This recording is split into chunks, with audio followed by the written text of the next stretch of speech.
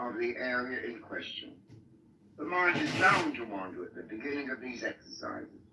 It only requires some training and re-education. Bring the blood in your imagination to the lips, the mouth and gums of the teeth, the chin and the angle of the jaw.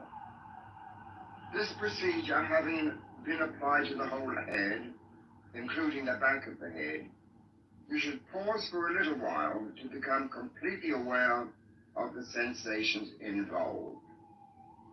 Also note that the entire body should have begun to lose its gross attentions. Since the brain is the nerve center of the whole psychosomatic organism, when it relaxes, so also will all other subsidiary parts. The neck is the next area to be considered. The student should visualize the windpipe with all its component parts, if he knows them by name, together with muscles and glands in the front, sides, and back of the neck. They should be imagined as turning pink due to the dilatation of the blood vessels that, holding more blood, are gently warmed by its heat and thus being coaxed into relaxing. As the tensions begin to loosen, pass the attention to the powerful muscles of the shoulders and shoulder joints. Pay great attention to these, for they are unusually tense in most modern people, the price we pay for the benefits and stresses of civilization. Let the attention slowly wander from the shoulders down the arm to the elbow, forearm, wrist, hand, and fingers, dwelling for a minute or so on each part, feeling a sensation of warmth and tingling there, firmly telling each part to relax. Return in imagination once more to the shoulders. Visualize the entire chest cage. Within this cage are several large and important organs. The bronchial tube, lungs, can't appreciate an artist when they large arteries and veins leading to and from them, and the diaphragm. Also make note of and feel the powerful river muscles which aid the breathing function. Just make a simple picture of this cage and begin to feel that slowly the blood pours into every dilated artery, vein, and capillary. The muscular walls of these vessels relax, enabling them to convey larger quantities of blood than before.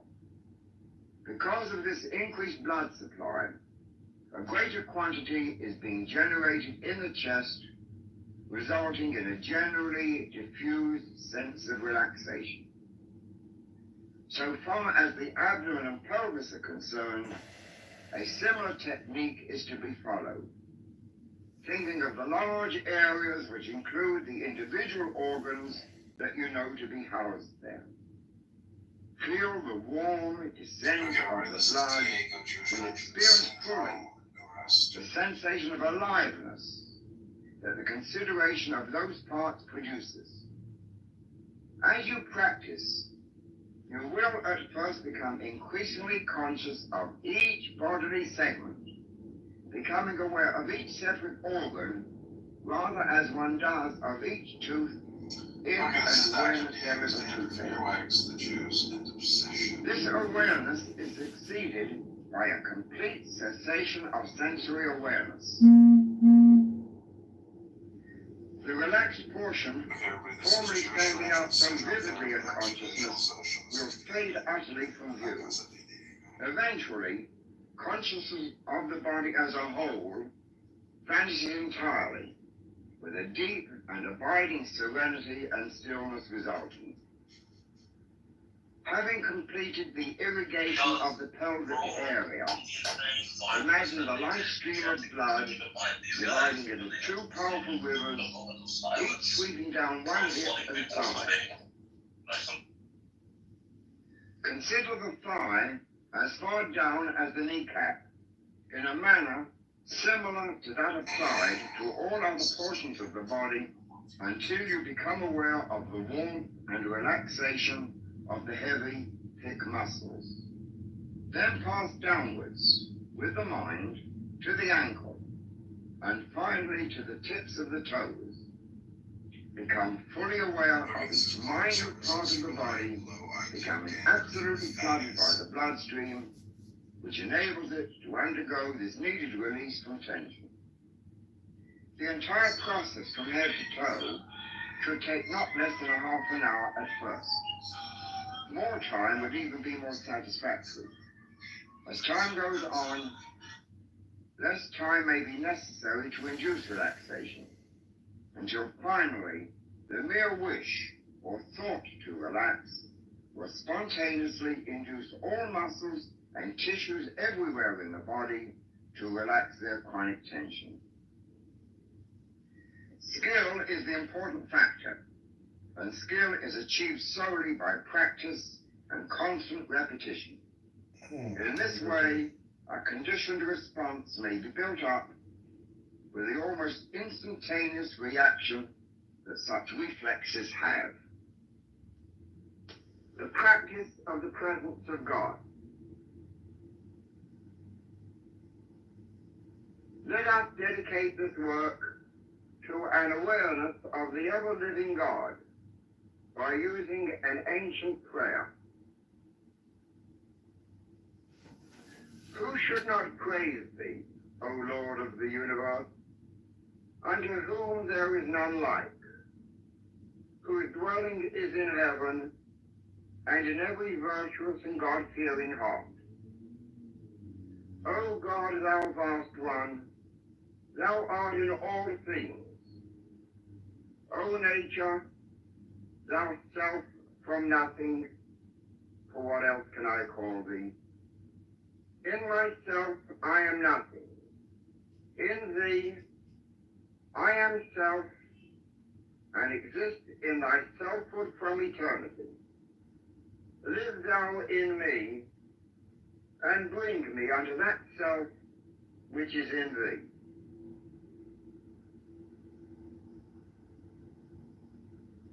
Lie down and make yourself comfortable.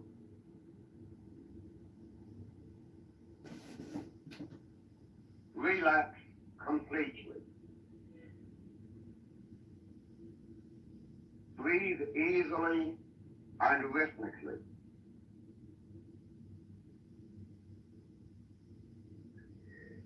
Meditate on the fact that your body is composed of millions of atoms.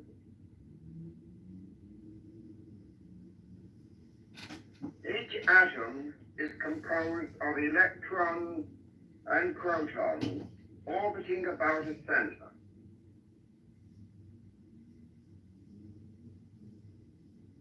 Vast open spaces exist between these particles. These atoms form all our bodily tissues, forming the cells, the bones, the skin, all muscles, and all the elements of the bloodstream.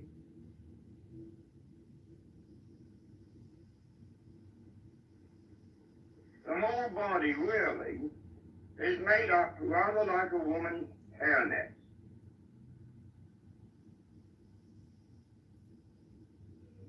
Millions of holes or spaces connected by thin gossamer threads.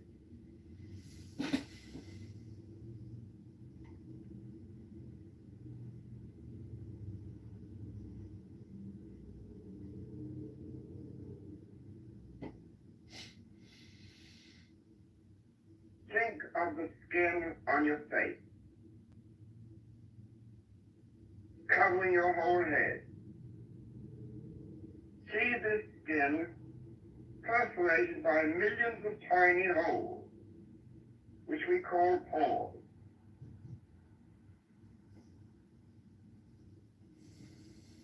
Imagine and feel that these pores are opening up, stretching wide.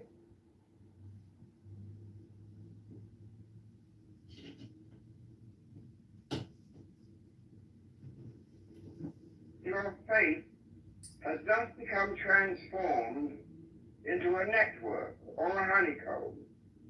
Millions and millions of yawned open holes loosely knit together by fine, thin filament.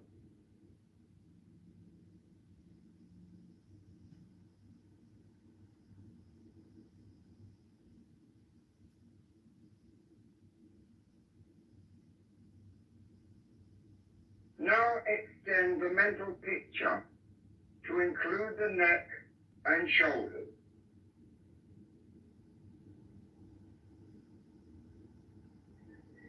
See the skin covering these areas, becoming a fine lacework of holes.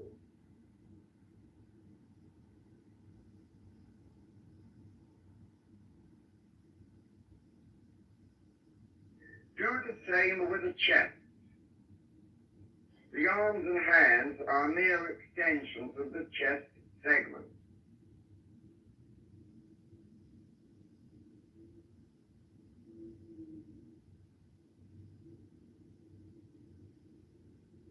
These areas of your body are now largely open holes.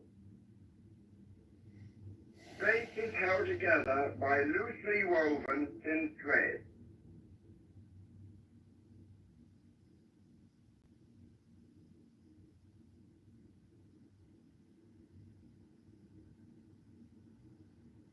Feel the holes stretching and opening as you slowly move your imagination into the abdominal area, into the whole length of the back, down into the pelvis, the thigh area, and your legs and feet.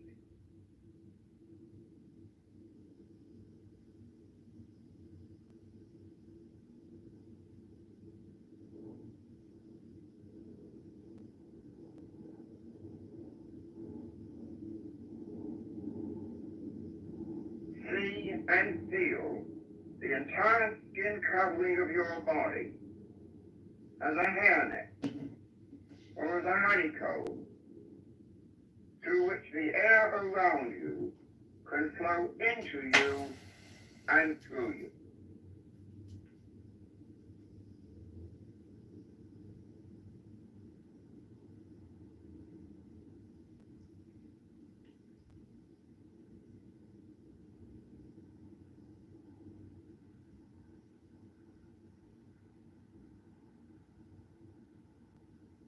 Now return your attention to the head. Realize that the contents of your skull and brain are made up of atoms and even smaller particles, all of them separated by enormous spaces.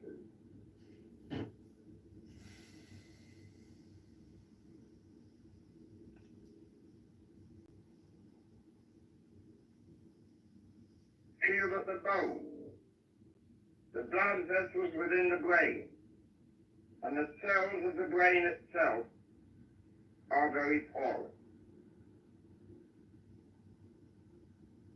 filled with holes similar to a sponge.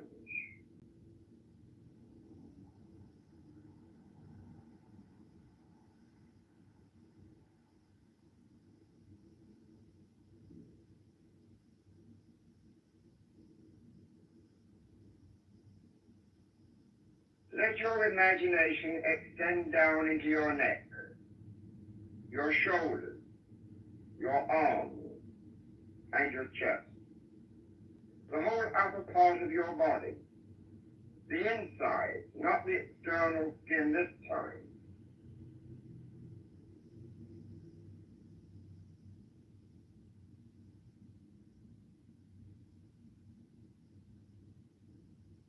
Feel that all this vital tissue within is no longer solid and impervious to the air.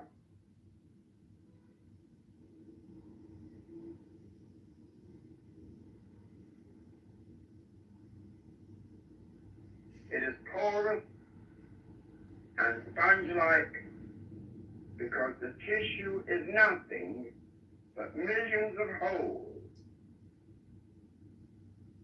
vast spaces lightly connected by thin filament.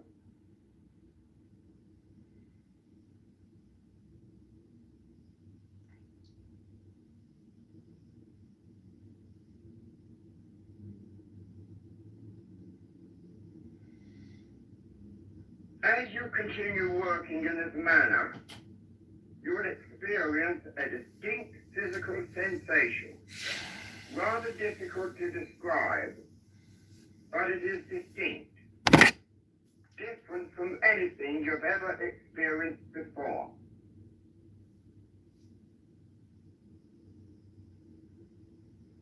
Now go down to the abdomen and the pelvis. Consider them together.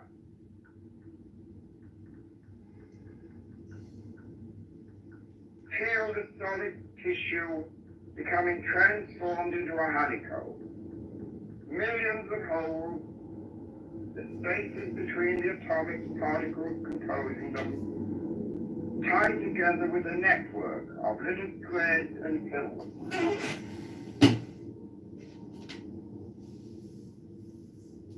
The whole area is seen and feels like a sponge.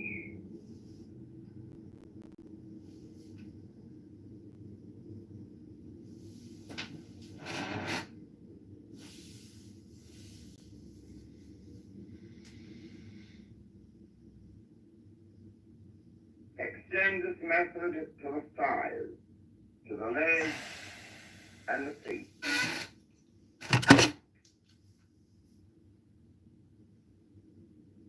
Continue your imaginative effort, seeing the bones, the muscles, blood vessels, all composed of minute particles between which are vast spaces.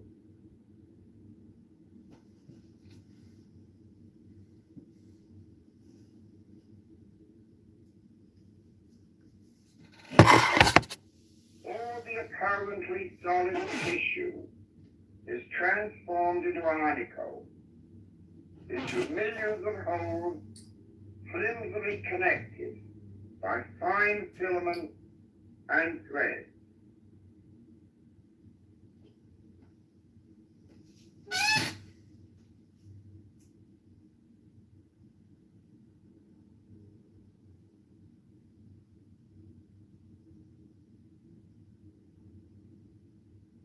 Pause for a moment. Get a view of the organism as a whole. The skin outside, the organs and other tissues inside.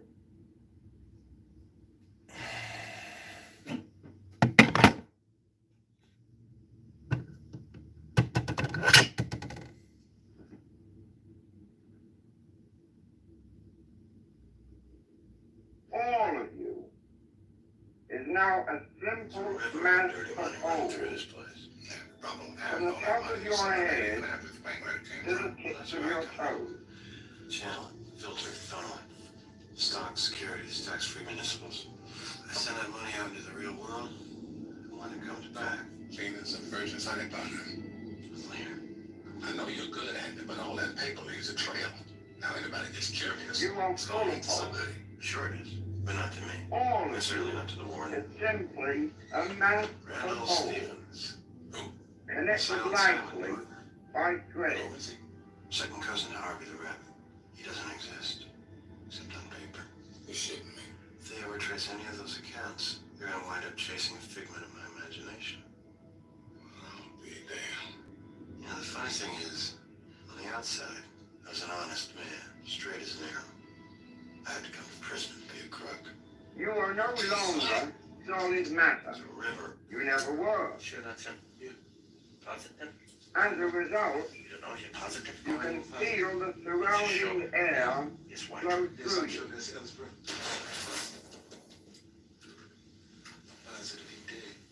Sense the air permeating you, pouring in from every direction.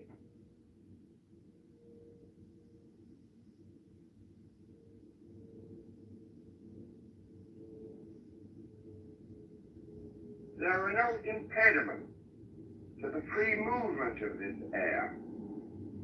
This air, which is life itself.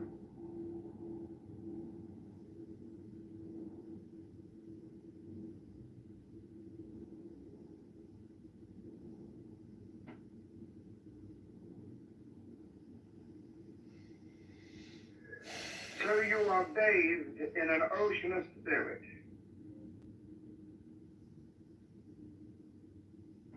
It is spirit which you are breathing in and spirit which you are breathing out.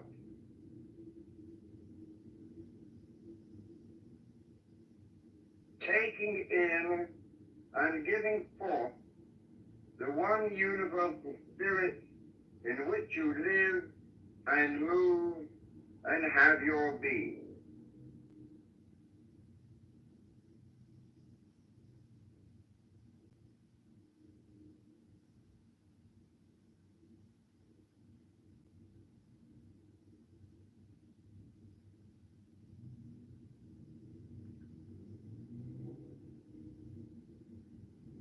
Realize your imagination has transformed all your tissue into sponge-like substance.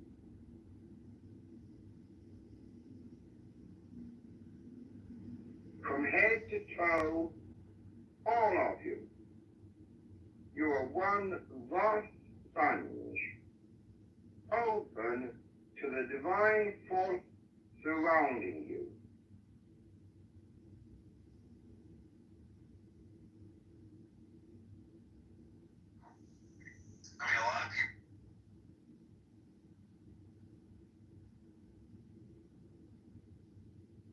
Your sponge-like body offers absolutely no resistance to the living air coming in and passing through your body from any direction.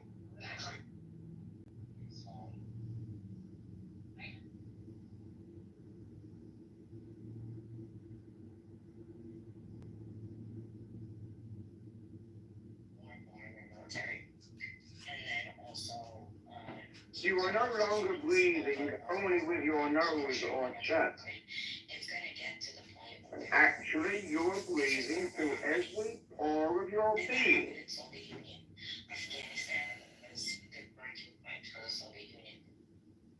As you inhale, feel the air pour into your spongy body from head to toe.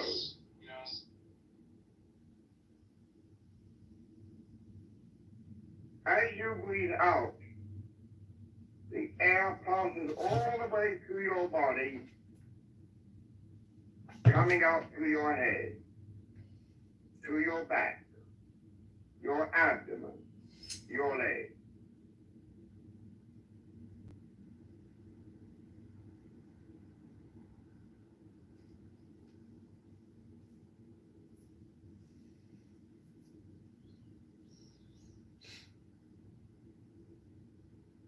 Continue your rhythmic breathing.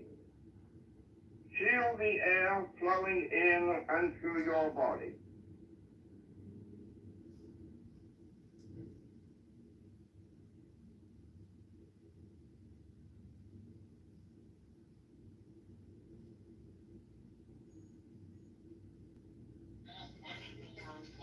Your body is nothing but a mass of holes, places tied together by thread, no longer dense and solid.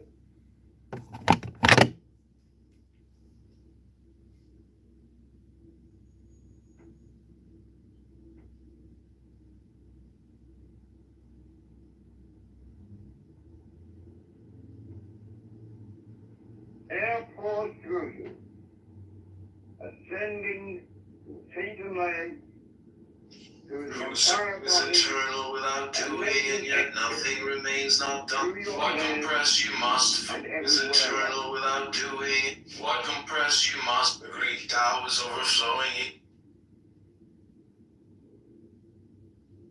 Greek, whosoever is clever, whosoever people would find the Now balance the all air is coming in through the front of your body, and as you exhale, it goes out to your sides and back.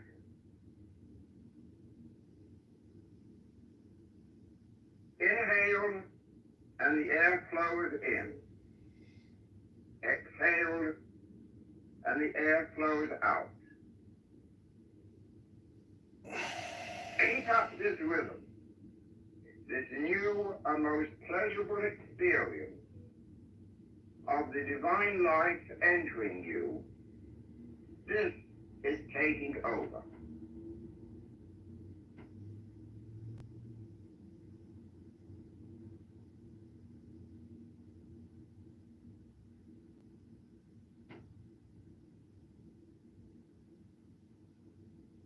With each inhalation, you breathe in life and spirit.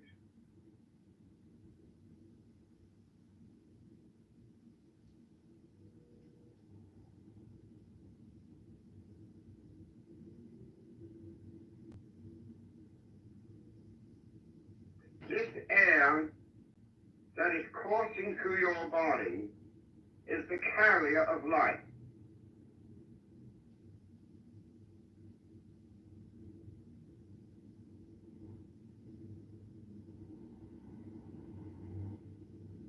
This air is the divine spirit which is created, and so can transform, heal, harmonize, and restore our everyday lives.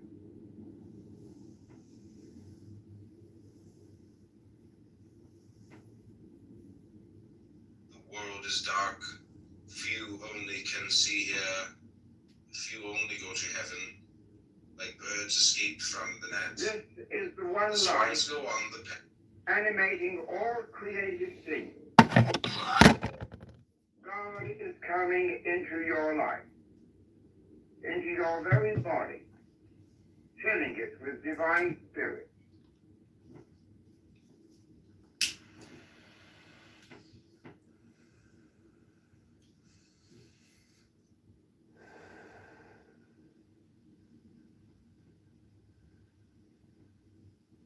As you breathe in, as the air rushes through your body and mind, you are in reality opening yourself to the ever-present and power of God.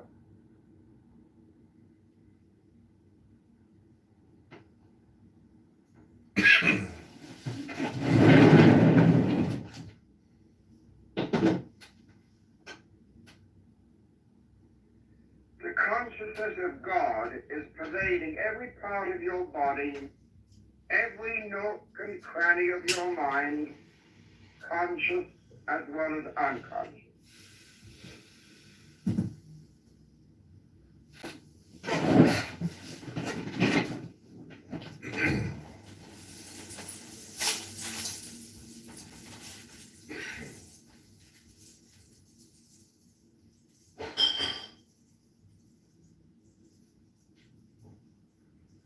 There is no part of you that can be free from what God is.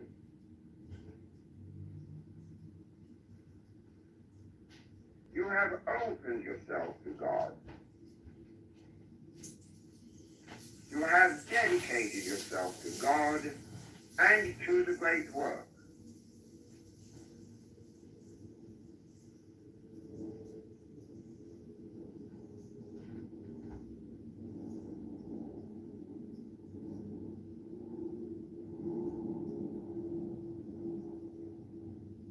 Surrender whatever you are, whatever you have, to the omnipresence of the one life, this one universal spirit.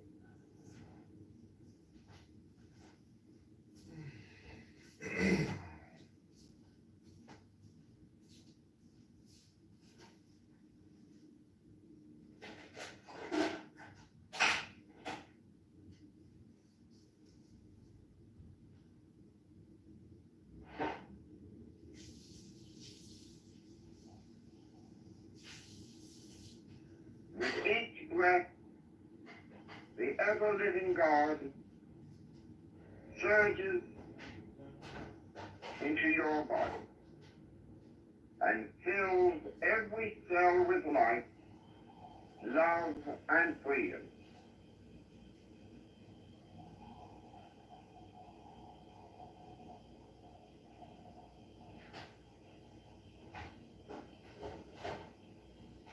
God is in us, and we are in God.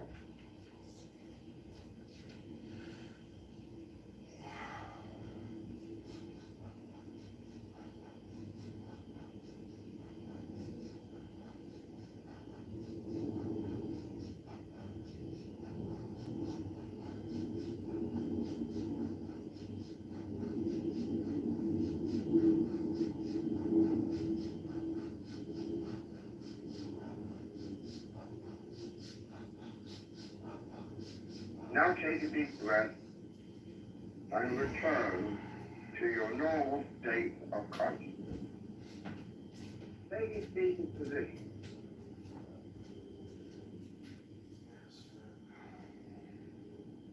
Command yourself to relax. Start with rhythmic breathing.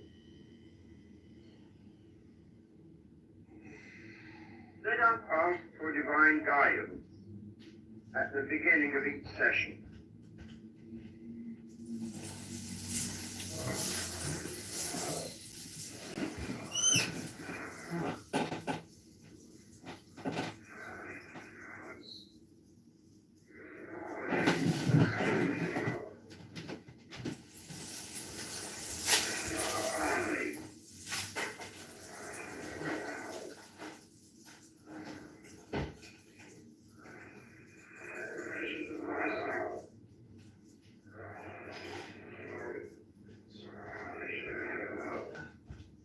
To the glory of thine ineffable name. Amen. Amen.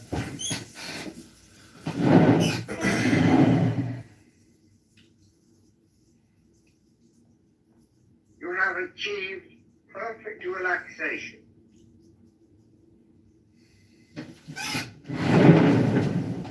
Your mind is at peace.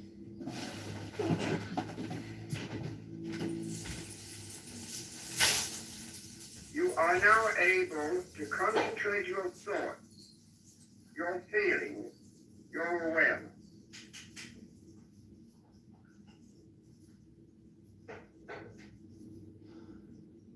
Imagine now that towers above you another being who represents your higher self, your holy guardian angel.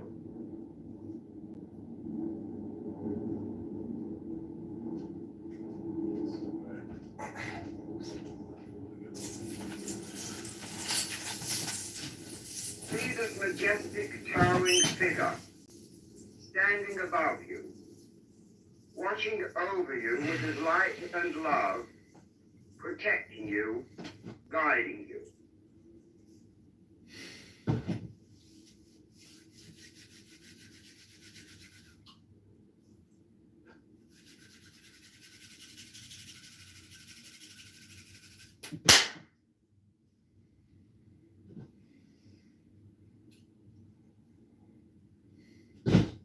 With each breath you take, you aspire and yearn to be one with your angel.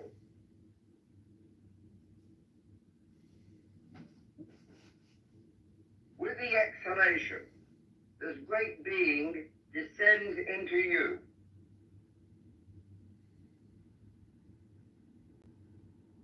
You and your guardian angel are becoming one.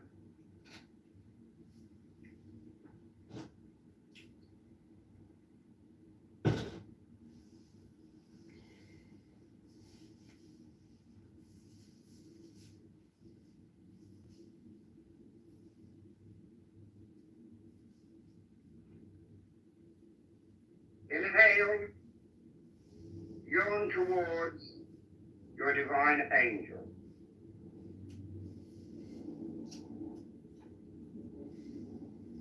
Exhale, he descends and occupies your being.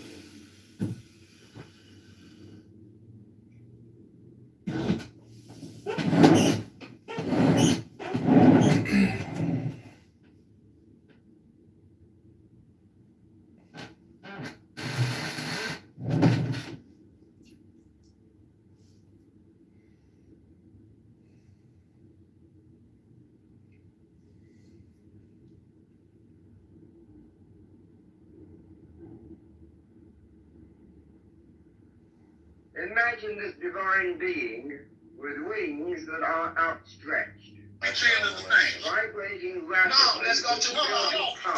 no, for every stand of the. I mean,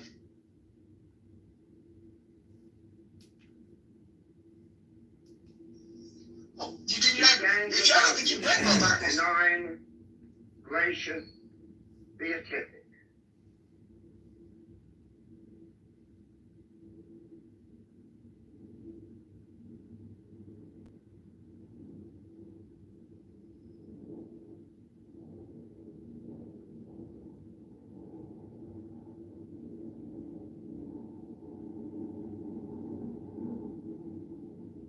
Inhale, long for, yearn for, and yearn for this great being who is yourself made perfect. Exhale.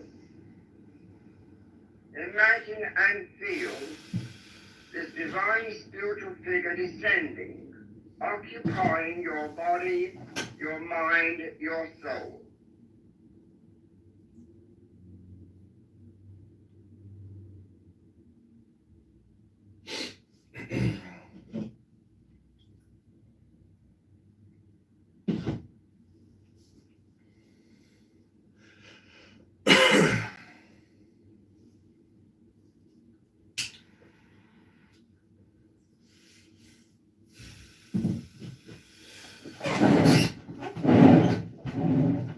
Inhale, and imagine that you are lifting up your arms towards the heavens, towards the skies, aspiring towards this noble being who is yourself.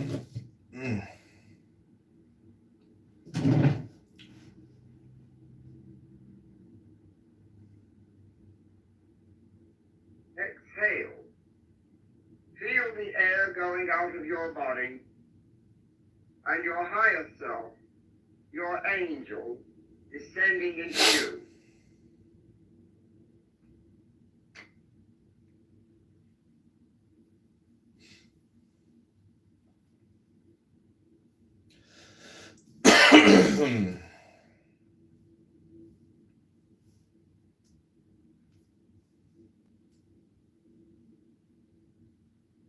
Inhale.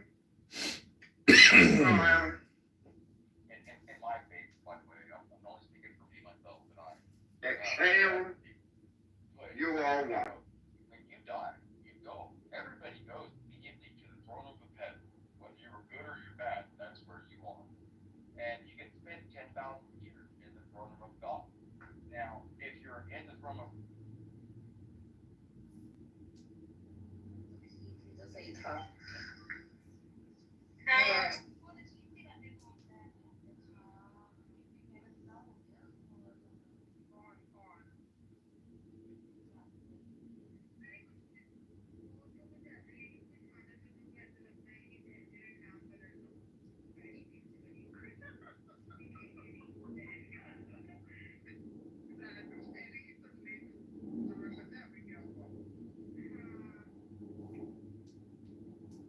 Your holy guardian angel is the symbol of your higher self.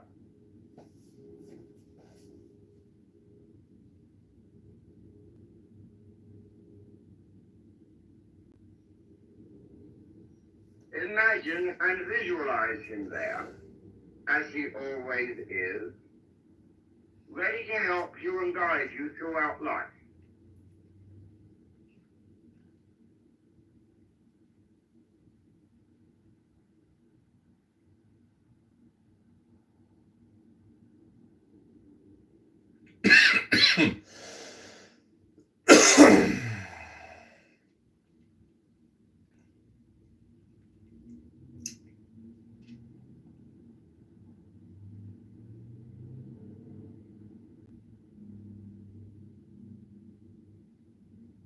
you inhale, yearn for your guardian angel.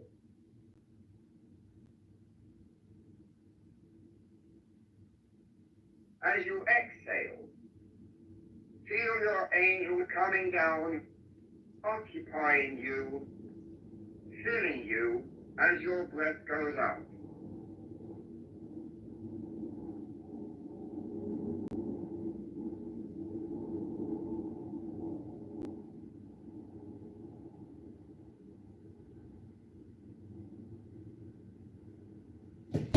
Go study till your assignment. Stop wasting your time.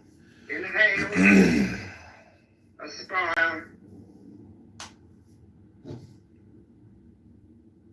Exhale, you are one.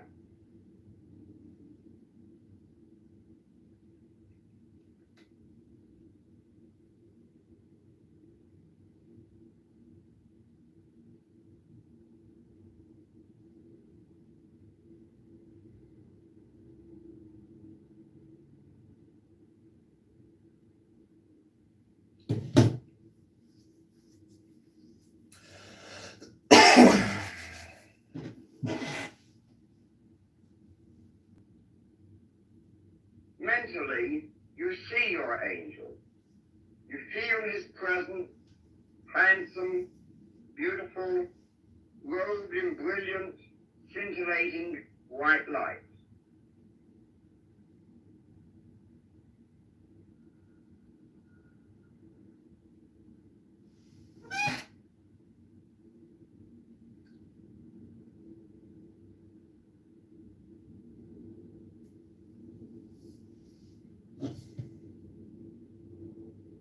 Inhale, aspire.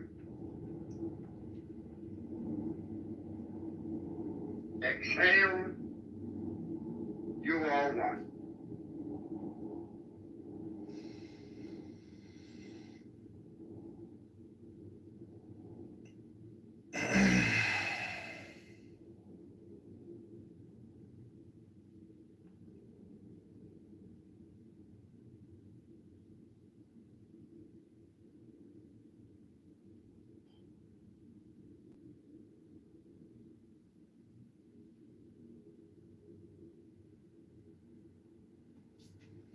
I'm You listening to are a gradually relaxation and breathing merging meditation with this process. gigantic Clubhouse is figure of the toxic angel. brain rot.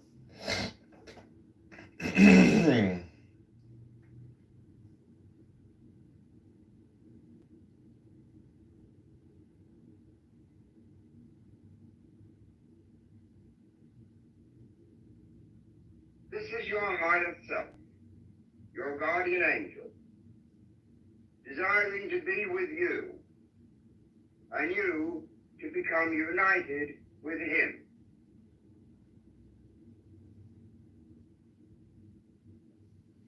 If you're Jewish, you should document JDS and potentially violent lawbreakers who spread lies and evil communication.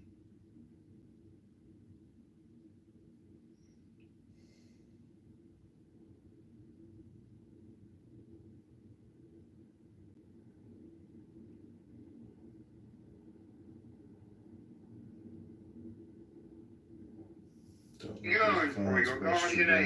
angel. Life is too short. You and your holy guardian angel are one.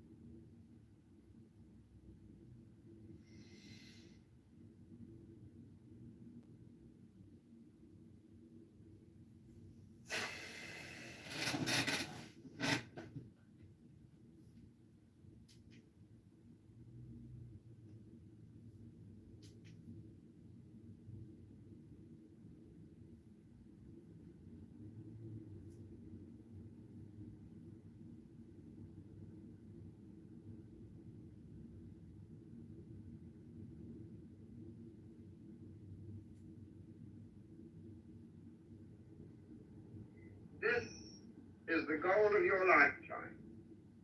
This is the great work, uniting with your holy guardian angel, your magnificent, beautiful, mighty, heavenly self.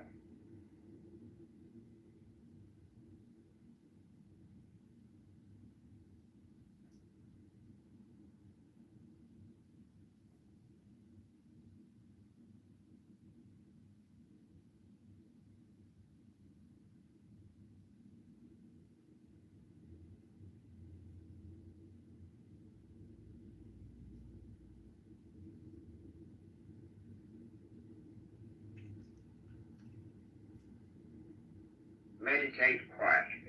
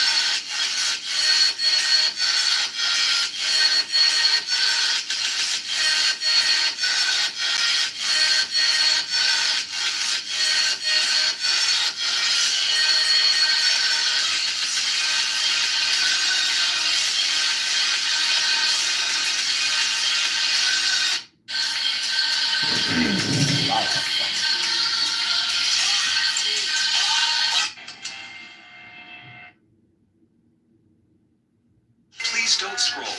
I'm just trying to become a big content. Please don't scroll.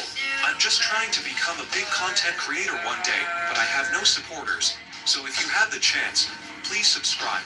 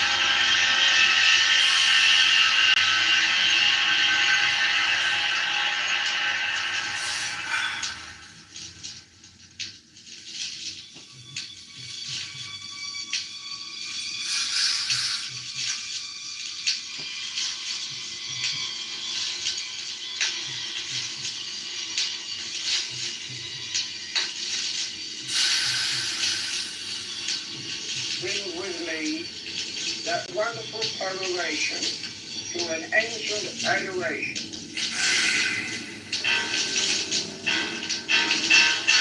I am he, the born, the spirit, having sighted in the deep, strong and immortal fire.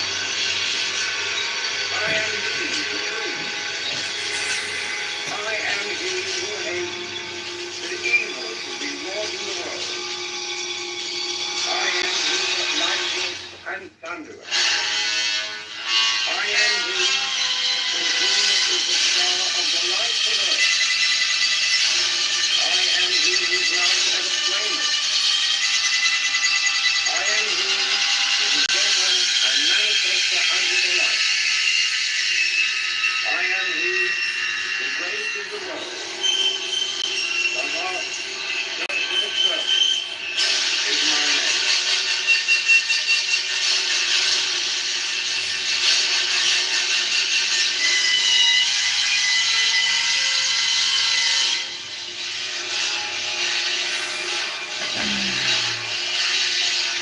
Now take a deep breath. Stretch and look to your body. Terminate the state of exit.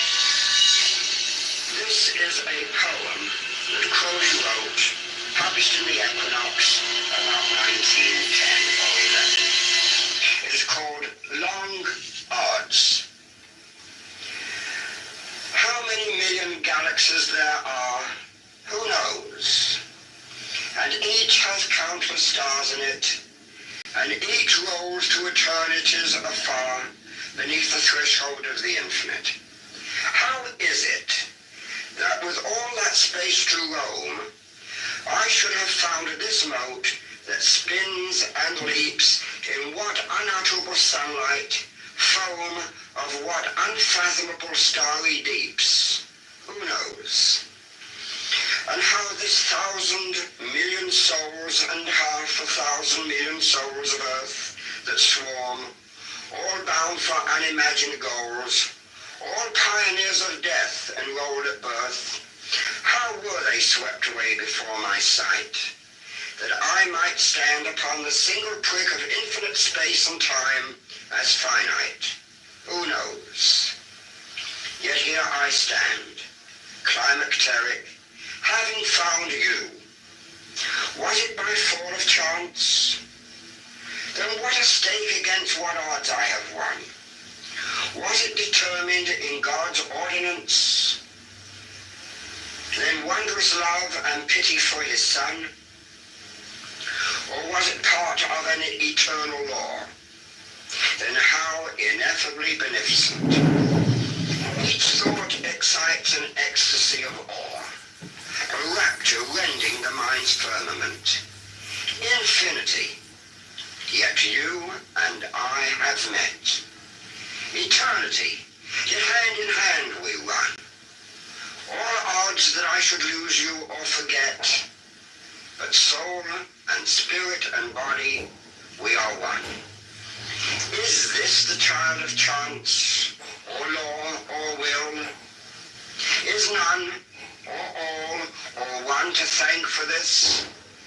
It will not matter if Thanksgiving fill the endless empyrean with a kiss. This is an excerpt from The Book of Lies, written about 1910 or 11 by Aleister Crowley. It is called Venus of Milo. Life is as ugly and necessary as the female body. Death is as beautiful and necessary as the male body. The soul is beyond male and female, as it is beyond life and death. Even as the lingam and the yoni are but diverse developments of one organ, so also are life and death but two phases of one state.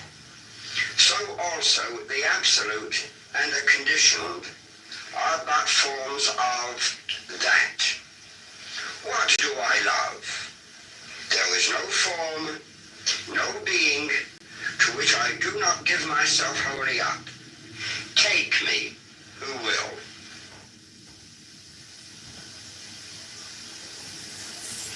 In the 6th volume of the Equinox, Aleister Crowley wrote and published a prose poem called The Earth. This is a short excerpt from it. The child of miracle to the world, greeting. I reach my hands to the leaves and dabble in the dew. I sprinkle dew on you for kisses.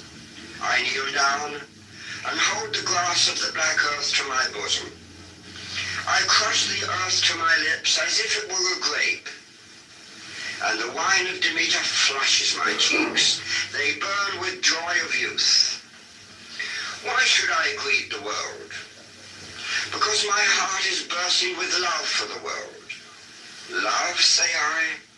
Why not lust? Is not lust strength and merriment, and the famine that only the infinite can stay? And why do I call myself the child of miracle? Because I have entered a second time into my mother's womb and am born.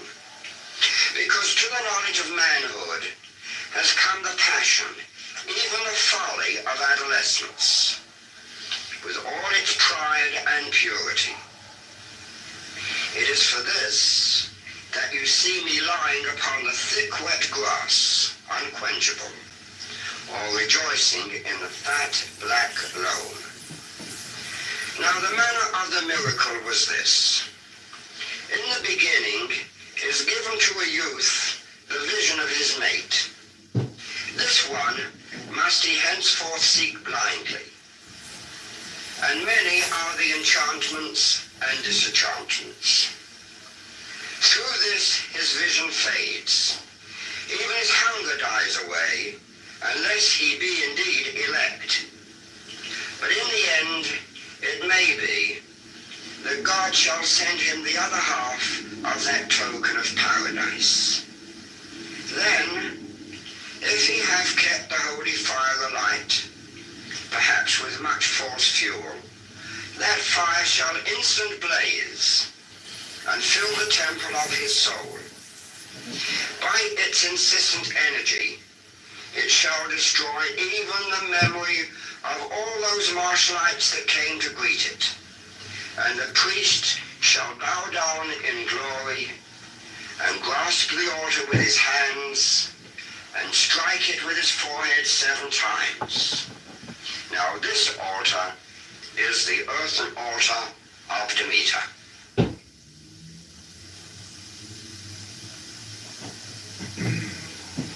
This is is from the Book of Wisdom or Folly. My son, there are afflictions many, and woes many, that come of the errors of men in respect of the will. But there is none greater than this, the interference of the busybody. For they make pretense to know a man's thought better than he doth himself, and to direct his will with more wisdom than he, and to make plans for his happiness. And of all these, the worst is he that sacrificeth himself for the weal of his fellows. He that is so foolish as not to follow his own will, how shall he be so wise as to pursue that of another? If mine horse balk at a fence, should some varlet come behind him and strike at his hoofs? Nay, son, pursue thy path in peace, that thy brother beholding thee may take courage from thy bearing, and comfort from his confidence, that thou wilt not hinder him by thy superfluity of compassion. Let me not begin to tell thee of the mischiefs that I have seen, whose root was in kindness, whose flower was in self-sacrifice, and whose fruit in catastrophe. Verily, I think there should be no end thereof. Strike, rob, slay thy neighbor, but comfort him not, unless he ask it of thee. And if he ask it, be wary. This is part of an essay written in the Blue Equinox, and is called The Rights of Property. I have no sympathy with those who cry out against property, as if what all men desire were of necessity evil. The natural instinct of every man is to own, and while man remains in this mood, attempts to destroy property must not only be nugatory, but deleterious to the community. There is no outcry against the rights of property where wisdom and kindness administer it. The average man is not so unreasonable as the demagogue, for his own selfish ends pretends to be. The great nobles of all time have usually been able to create a happy family of their dependents, and unflinching loyalty and devotion have been their reward. The secret has been principally this, that they have considered themselves noble as well in nature as in name, and thought it foul shame to themselves if any retainer met unnecessary misfortune. The upstart of today, however, lacks this feeling. He must try constantly to prove his superiority by exhibiting his power, and harshness is his only weapon.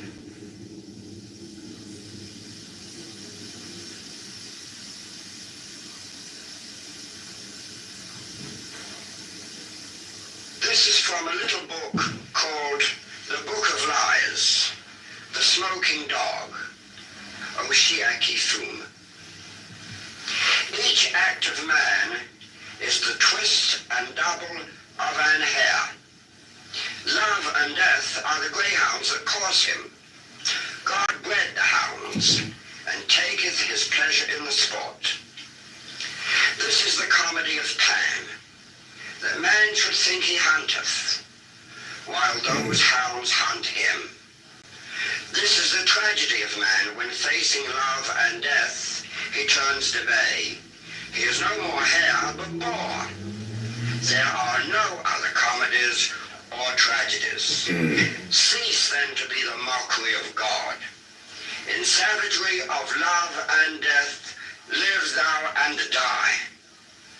Thus shall his laughter be thrilled through with ecstasy.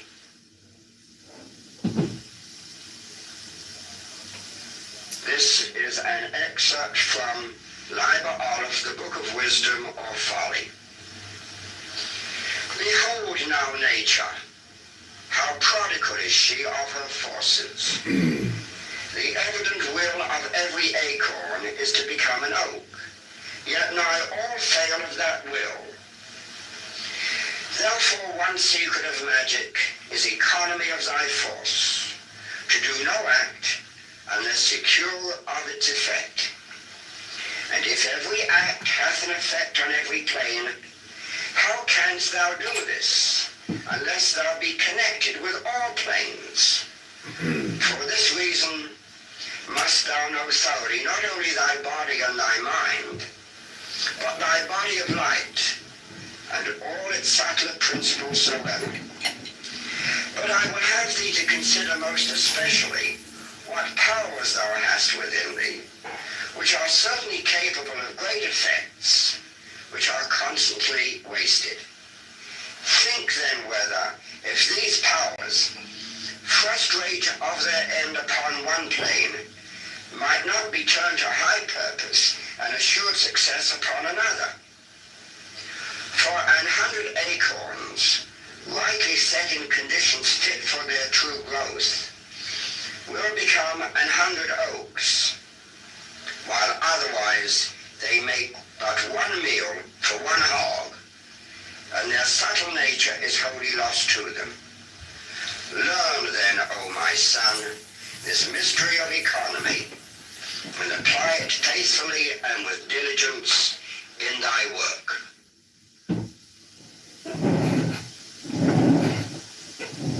The Tent.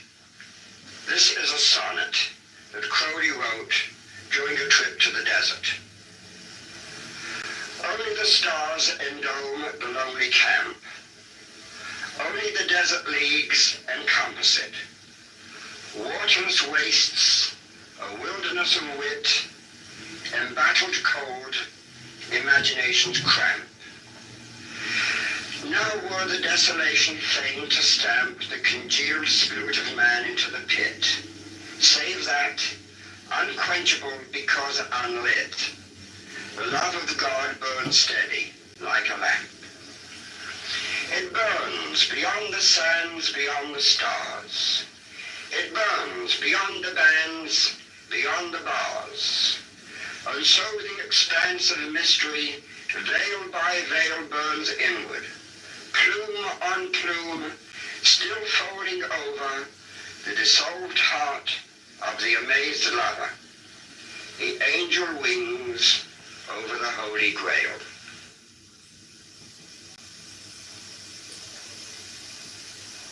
The following is an excerpt from a letter he wrote to one of his inquirers relative to the meaning of some of the magical instruments.